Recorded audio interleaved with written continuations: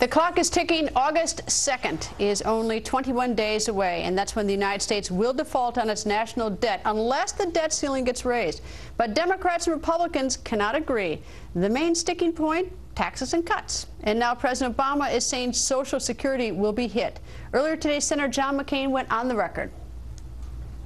Senator, I always hear members of the Senate say that there's no more serious task of a senator than voting on questions of war and how important that is. I'm curious where this whole issue, should America be on edge tonight with this whole debt ceiling issue and whether it have an impact on the markets, or is this simply a lot of Washington juggling? Tell me how serious this is. I think it's very serious. I think the good faith and credit of the United States government is at issue here, and I'm afraid that the markets will continue to react in a negative fashion. That obviously hurts people's savings, 401ks and others. So I think it's very serious. But frankly, I don't understand why the president wouldn't agree, if necessary, to a short-term agreement in order to get a long-term agreement.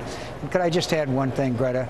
It's clear the president has gone from the blame game to the scare game. I'm sure that you saw that Barack Obama, I'm quoting in a CBS News interview scheduled to air Tuesday night, warned that absent a deal, he can't guarantee older Americans will continue to receive their Social Security checks. So there you are. They're playing the scare game. And, you know, you really shouldn't frighten our senior citizens like that.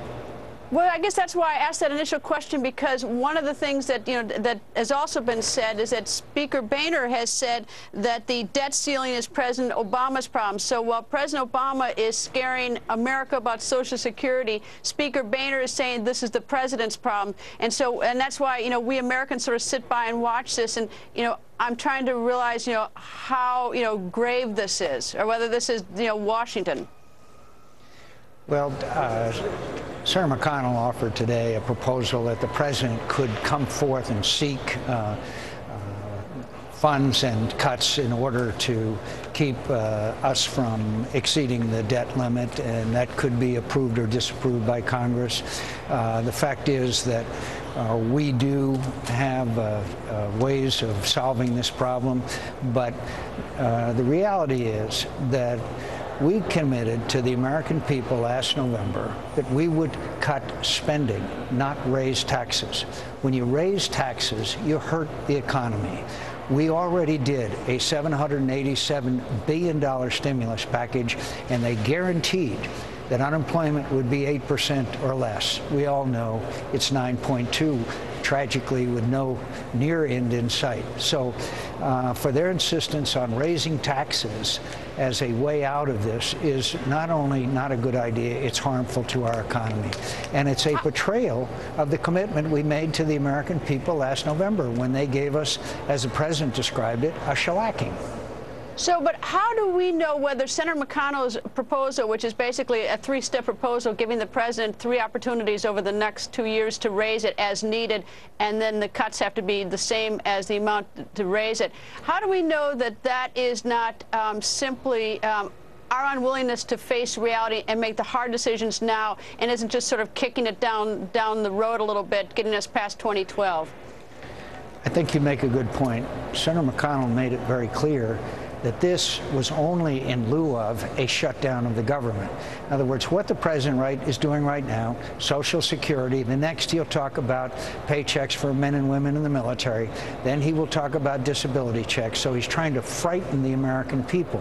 So what Senator McConnell is saying, look, is that if you are, rather than shut down the government, we'll give you a chance to do that. Yes, in my view, it's kicking the can down the road, but it's better than having the government shut down and the full faith and credit of the American government to be at risk, which I think would destabilize the markets. So if the president and Senator McConnell and the Senate and the House agreed to Senator McConnell's proposal, we would be debating this after the next election, which may reflect sort of poorly on our leaders at this point.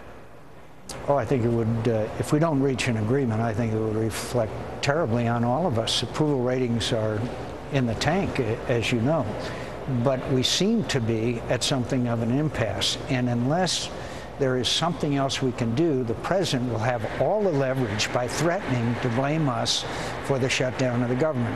Now, what Senator McConnell said was, look, you don't have to shut down the government, but what we want and what the American people are demanding is spending cuts and not raising taxes.